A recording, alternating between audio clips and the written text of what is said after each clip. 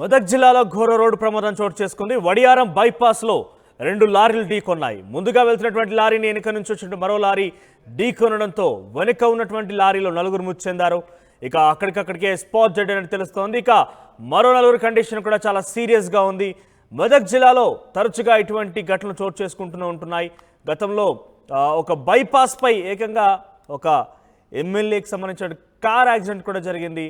So తరచూ ఇక్కడ జరుగుతూనే ఉంటాయి. ఈసారి రెండు లారీలు ఒకదాని వెనక ఒకటి వెళ్తున్నాయి. ముందుగా వెళ్తున్నటువంటి లారీని వెనక వైపు నుంచి లారీ ఢీకొనింది.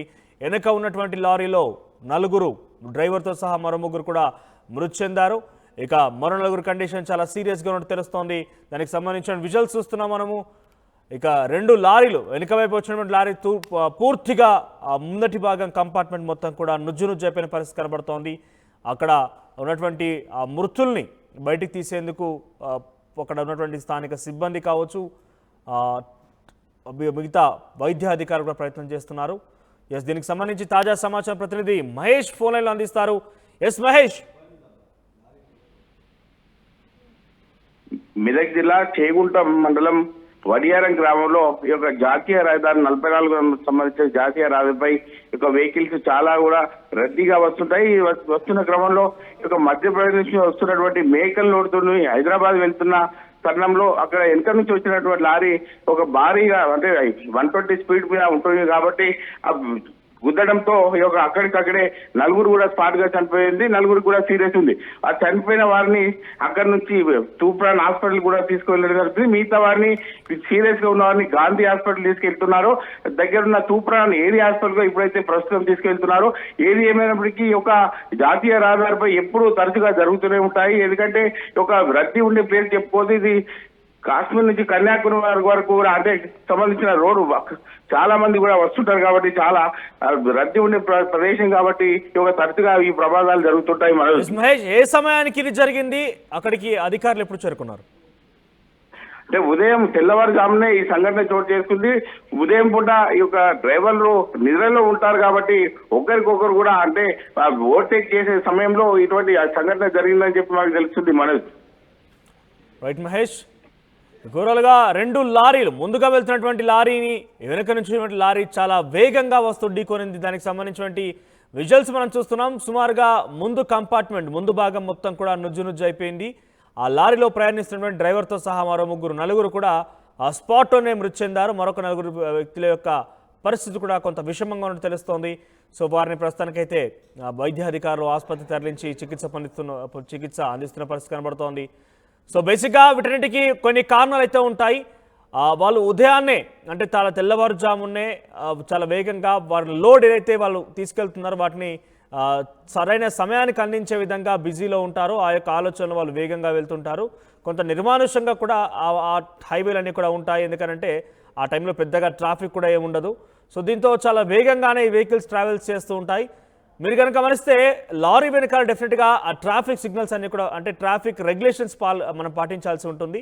ఆ స్ట్రిప్స్ ఏవైతే రెడ్ స్ట్రిప్స్ రేడియం స్ట్రిప్స్ ఉంటాయో అవి డెఫినెట్గా బ్యాక్గ్రౌండ్లో రిఫ్లెక్ట్ అయ్యే విధంగా వెనుక వచ్చేటువంటి వెహికల్స్కి రిఫ్లెక్ట్ అయ్యే విధంగా కంపల్సరీగా ఉండాల్సిందే. కానీ ఈ లారీ యాజమాన్యులు కావచ్చు లేకుంటే కొంతమంది అత్యుత్సాహం ప్రదర్శించేటువంటి డ్రైవర్లు కూడా ఇక్కడ మీరు చూడొచ్చు టర్పలిన్ కప్పేసి పూర్తిగా లారీ మీద లోడ్ ట్రావెల్ చేస్తున్న నేపథ్యంలో ఆ టర్పులిన్ కప్పేసి పూర్తిగా దానికి ఎటువంటి ఇండికేషన్స్లో వెనకాల మీరు చూడొచ్చు రైట్ సైడ్ బాక్స్లో కనబడుతోంది.